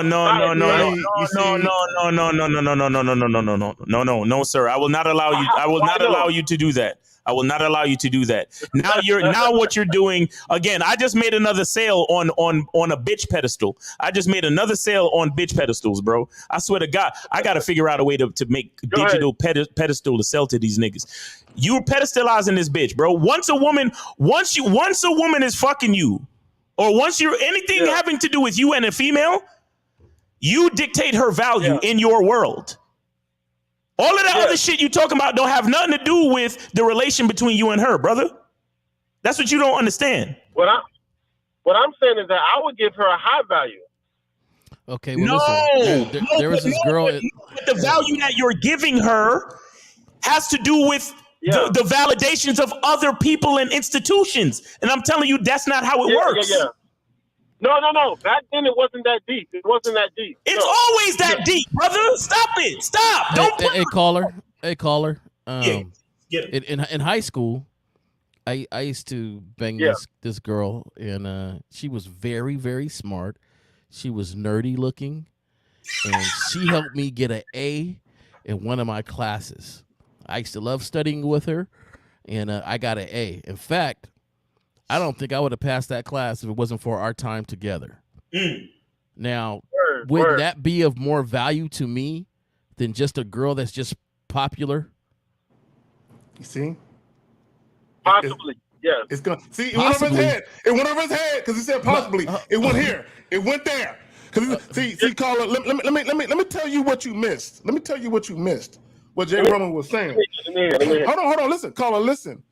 What he's saying is, if you're gonna assign the label value to a woman, let it be because she's assisting you with something. She's of service to you. All the shit that you named had, like Miles said, had nothing to do with you. Her being smart means nothing to you. Yep. Okay, so she got a good brain, but does she give good brain? I mean, damn. I mean, her social status. Is that bragging rights? Because you went out and told your boys you'll never believe who I fucked. Sarah Connor. I'm the Terminator in that pussy, nigga. I'm like, come on, dog. But look at this, K-Zaggin. Comparatively speaking, we didn't talk like that in high school. We didn't have names like high value, low value. So I'm giving y'all the most closest terms that I can give to make sense about my situation back then and how the value of the sex wasn't necessarily high because she was high. It was that the value of the sex was sex, and it was great because I've always known how to maneuver to find good sex. Okay, let me say this. And for all the high school chicks listening, I know some of y'all watch my shit. None of y'all was valuable to me in high school. Not a single one of y'all motherfuckers. I just want to let y'all know. I just want to share that with y'all bitches. Hey, I'm the opposite. All y'all was appreciated. Thank you. Caller, listen. Good sex don't have nothing to do with the accomplishments of the female, bro. Sex is what it is. Sex is sex. So if you say you had good sex, understand that you had good sex because you know your body and you know how to conduct yourself in the bedroom to have good sex. Everything outside of that means absolutely nothing, brother. Well, kind of, because a bummy chick ain't gonna give me the same sex as one of those super intense athlete chicks. What? Like a bummy chick who's sitting around. Yeah. Bullshit. How old are you again? Hold on. How old are you again, my brother? How old are you again? 32. You're 32. And if you have to put a number on your body count, and I'm only asking this not to judge you on the number, but just to know how much experience you've had. What's your your approximate body count, brother?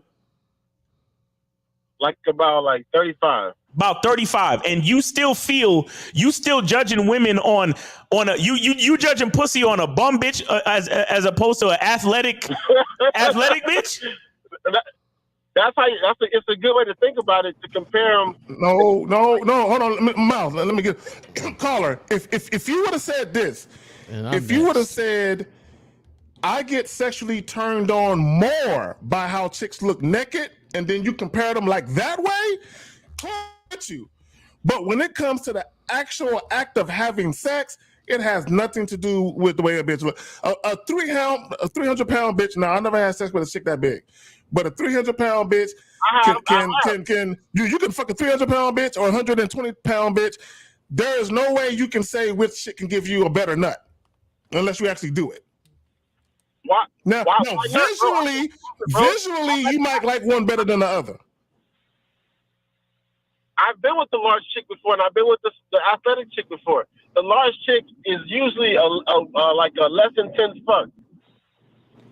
See, that's your personal experience. I'm gonna say this because it is. You might want to.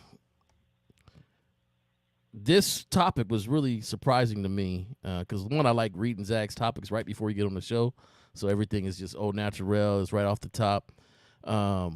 You didn't know where I was going with this shit. No, I didn't know. And then we talk, because most people, sex is taboo, and they think they're just going to talk about maybe just mainly the act of it and not the philosophy and how we learn and grow.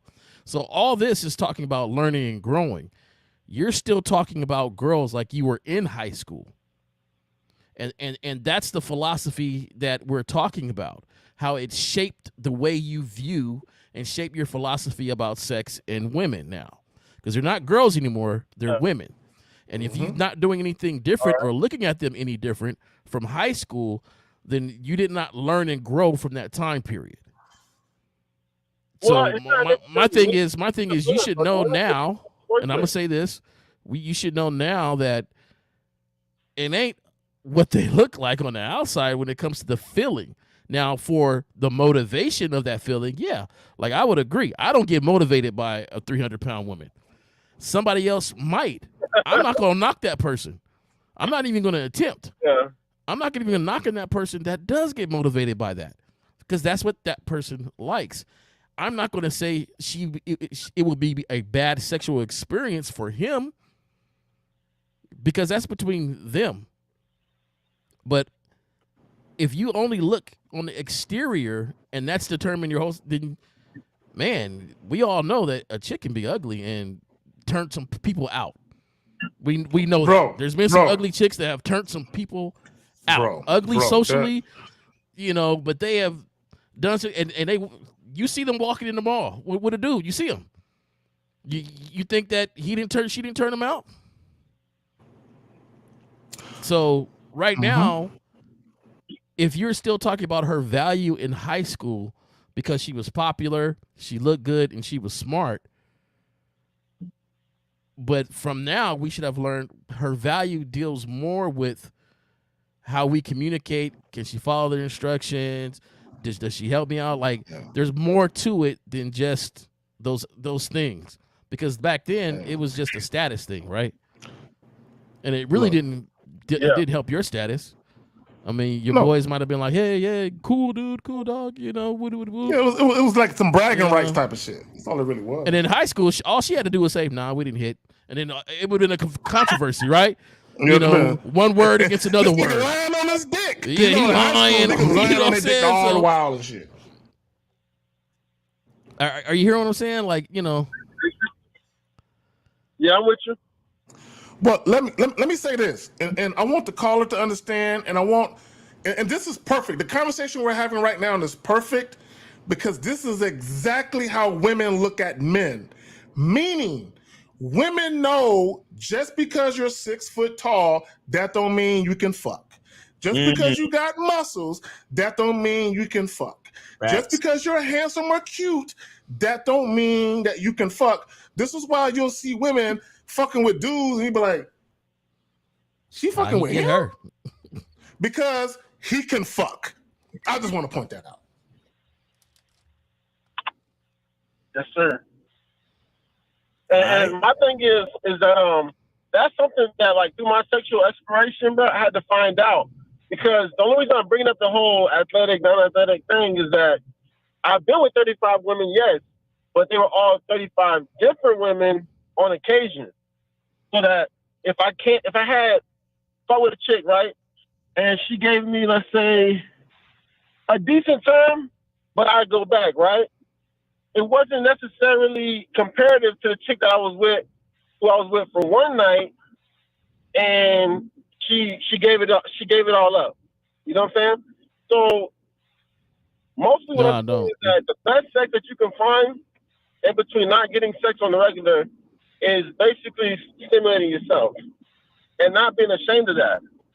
You have to be proud of who you are and what you're becoming in this world to be able to stand on yours and your own truth. Yeah, that changed a whole totally different direction. Mm-hmm. That's facts, bro. But just in the process, just don't be pedestalizing no bitch, bro. That's all I'm saying.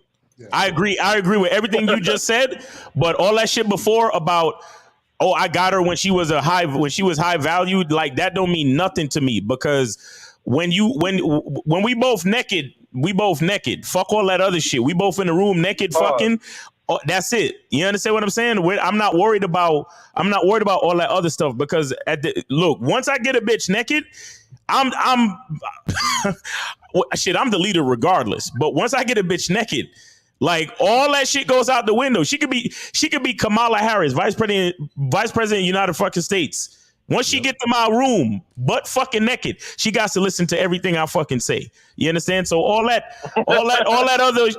accolades, and I don't give a fuck. I might call a vice president on some dirty talk shit. You know what I'm saying? Like, yes, Miss Vice President. She'd be like, yes, Daddy. Exactly. You know what I'm saying? But other than that, none of it means anything. None of it means anything. Well, because dick is a gift. You feel me? So, just be careful. Just be careful with your perspective as far as the value of a woman, especially when it comes to sex. You understand? Because as men, we're the leaders and the gatekeepers of all things. I would tell you this. If a chick rejected me, she ain't too bright. Facts. If she ain't fucking with me, she ain't too smart. Exactly. I'm just saying.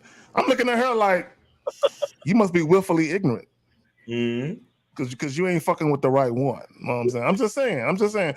Because to me, again, a woman smarts, her intellect, that's cool if you can benefit from it. But if you can't, who cares? I don't give a fuck about how smart she is, how many degrees she got. That shit don't mean nothing to me. It don't move me.